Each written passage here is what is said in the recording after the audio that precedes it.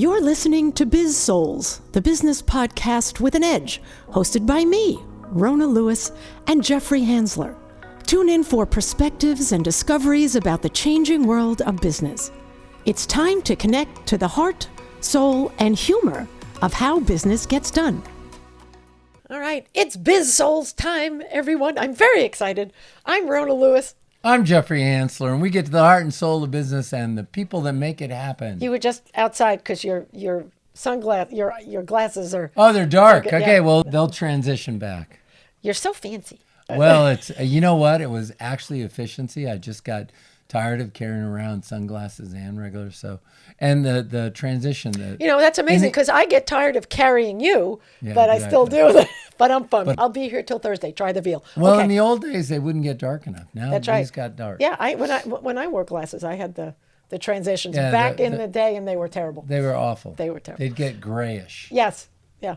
Anyway, so what are we talking about today? We're talking about customer experience and employee experience, which is more important for companies to focus on. So let's talk about what Tomato, So potato. customer experience. What's customer experience? Well, the customer experience is like, for example, and I'll throw Puma under the bus. So not that I mention any names or stuff. So first of all, they have this great shoe. It's a low profile shoe that I can fit in my bags because my bags. It's the And by the way, the old track shoes that have no spikes in them. That's They've basically got what they are. no sole, yeah, they're no really spike. lightweight. Yeah, and I fit them because, and again, there's a bias against big people on planes because I have to fit big clothes in the same size bag that you fit your clothes in. I can fit 2 weeks worth of clothes in a carry-on, and you can fit a half a day. I'm pushing it to get a week's worth of clothes in. Anyway, so they were on sale, great price, bought them, and then they came out and they said, they sent me a flyer that says the shoes were on sale. Mm-hmm. This is 2 weeks later. So I wrote back to them, hey, give me the new price. And they said I had to send it back in. And I just didn't want to be bothered to send them back in and do that. It was the dumbest thing in the world. They could have just given me a credit on it. They didn't do it. And so bad customer experience. And, so when their emails come through, they're all going into spam now. Anyway, that's customer experience. Yeah, and I mean, to bottom line it, customer experience is engaging the customer from start to finish. It's it and everything in between. So. And since I'm griping about companies, is Delta. Richard Anderson talked about that he would never take away miles. And Ed Bastian, the accountant, gets in there. And the first thing he does is start messing with the mileage program. Yeah. And he's really turned a lot of people away. And then they had to cancel routes on different things. And what's amazing is the employees at Delta, because I asked them when I'm on it, how do you like him? They love him. They take care of him. I think he's still living in the glow of Richard Anderson on that because he's going to, I think it's going to hurt the resources for Delta. He's going to So the two of them, and that's the whole point of these two stories, the two of them play on each other, customer and employee experience. And then there's a balance. You've got to take care of both of them. Right. And just to get that official definition, since we did the customer, the employee experience is really just what they go through from the moment that they hired to the moment that they leave. All the ups and downs, all the crap that they have to go through, or the good stuff. Right. So what do you think? Is customer experience or employee experience more important at companies? Well, companies can't control. Companies have a secondary control on the customers. Okay. They have a primary control with their employees. So I think the focus of a company should be on its employees. I agree. Because if you do not take care of your employees, then they're going to be tired, exhausted, they're going to be angry, they're going to be upset. They're going to be cranky. Yeah, I absolutely agree. If you have an employee who is happy, they're going to be happy. It's like going to Trader Joe's. Everyone's freaking ecstatic about being there. I know. It's really amazing. It must be all the pumpkin stuff that they have. Well, it's an event to go through. And Yeah. so as a brick and mortar, they're still doing well because of that, that experience. And I think companies have forgotten that. So it's open enrollment period, and I'm trying to match my doctors and who I do and what I do and everything. So I called a new insurance provider and because they had the medical group that I wanted, and the insurance provider, the guy answered the phone. He had no sense of humor. He was just in a bad mood, and I had to work to get him laughing and kidding about it. And it was, obviously he's not. That must have been really hard, Jeffrey, because you don't have a sense of humor. Exactly. Thank you very, very much. I did. I called him when I was driving down here, and he's like, "What do you want? I'm on the phone." Oh, great. This is going to be really fun. Anyway, so it took me a while to get him, and I think it's because of the environment they live in. So he's an insurance guy, and I just think that he's in a situation now to make ends meet, or the way the industry has changed, or the way in health insurance has changed. This is a gig for him now, and I don't think he's used to it. He was used to maybe making more money on something else. Well, I think insurance salesmen overall have been decreasing in salespeople. Sorry, I don't want the cards and letters coming in, and because we can just go online and get our own, so we don't necessarily always need somebody. Right, and there's a lot more access, and more companies putting more stuff online, and more people are calling in rather than going into there's the more office. Transparency. Yeah. So except insurance costs are going through the roof. So no kidding. I don't know if that's the government's fault or if it's. We'll see, because there's going to be a big change in the government, evidently, from what we've just gone through. Oh, but well, that's an administration change. I don't think it's, this stuff that government's just getting top heavy in general. Okay. So I happen to agree with you. We digressed a little there. I definitely think a company has to balance both of them, and you need to put the people who work for you first. I work with a lot of government employees, the city of LA, city of Long Beach, and, things like that. And they're not all thrilled. Sometimes one hand doesn't know what the other's doing, and the employees suffer for it. And therefore, they're not the happiest campers, in the world. And it definitely shows, even in the classes and the programs I'm doing with them. And it's like, how is that going to look when they're customer facing? It's just not, it's not a good look. Right. And it's the culture of the organization, the bureaucracies of the organization, and they are bogged down. And so a lot of government employees are seeing that especially in the private sector, they're still not moving that quick. Yeah. They're at least moving faster. And so, they're going, why can't we change or do things differently? Well, and I remember a couple of years ago, I went to work with the Army. Right. I went to work with the Army on productivity. It's the largest corporation in the United States, and they, everybody, and there are fabulous things about the Army. Don't get me wrong. Did you just say the largest corporation in the world? The largest organization. They're not a corporation. The Army. Well, did I? I misspoke. The largest organization. Okay, and it does work like a corporation in a lot of ways. So maybe I had that in my head. Nevertheless, and thank you for correcting me on air, where millions of people. To me, it's fun. It was it's just fun. funny. Yeah. Just fun. So they were incredibly frustrated because there is no change. They haven't changed how they've done things in a million years. And it does make a difference on how they deal with their internal customers, with their, with the soldiers and the other people. And I think that is a misstep. Right. With our military. Well, and you know what? I was thinking, because one of the things that the military has to deal with is they have to deal with that in the heat of a battle. The heat of a battle is not time to think, and you've got to be able to trust. You can't.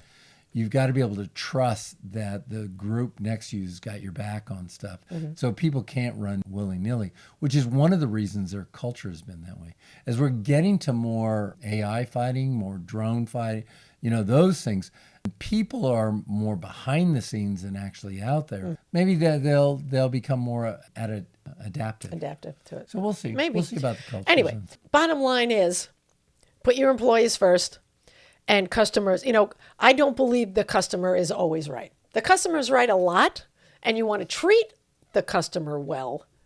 And if they are wrong or if they are mistaken, you can handle them well enough to get them coming back. Right.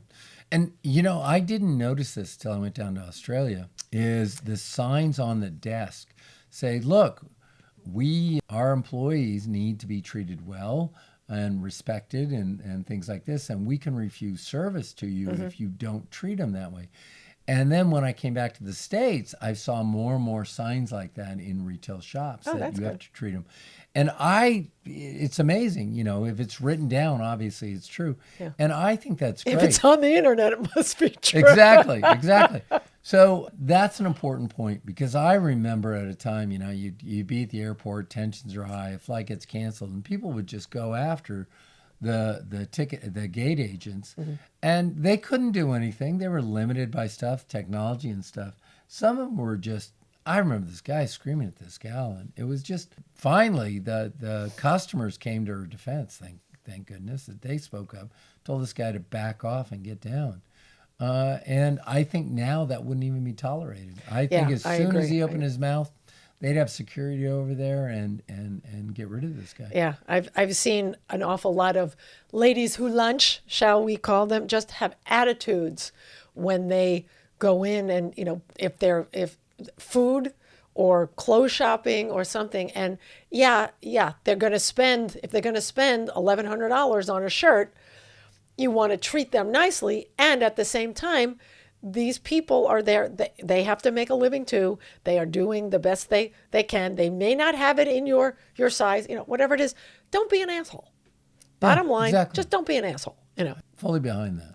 So yeah, it's like the movie with Richard Gere and Julia Roberts, Pretty Woman, where she goes in and they treat her like dirt, and then she ends up going to another store that after she got helped by the hotel, and then she comes in dressed to the nines with everything, and she's like, big mistake, and they look, you know, so big mistake.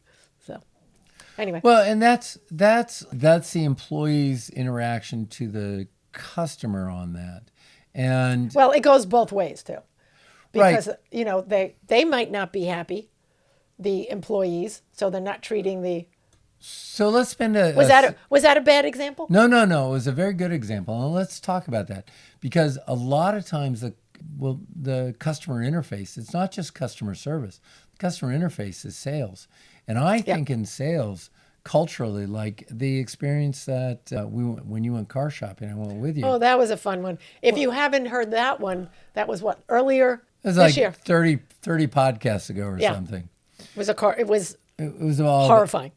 Well, and here's the thing: is do they treat the incentive for the salespeople is to corral people and guide them and fool them or try to fool them into making choices that they get bonuses for in their commission.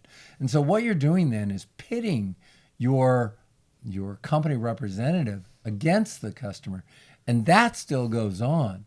And so in that case, the companies are responsible for that, which is why, not commission-based, they've done that to try and heal that relationship. Right. Still, people like to be successful. Of course. I mean, and I think the most successful salespeople in that sense have at least a base salary that they can live off of, as they go. So there's not as much pressure, and they're usually happier. Yeah, and I think that was the situation with the insurance guy I talked to on the phone. I think he just does such a high volume.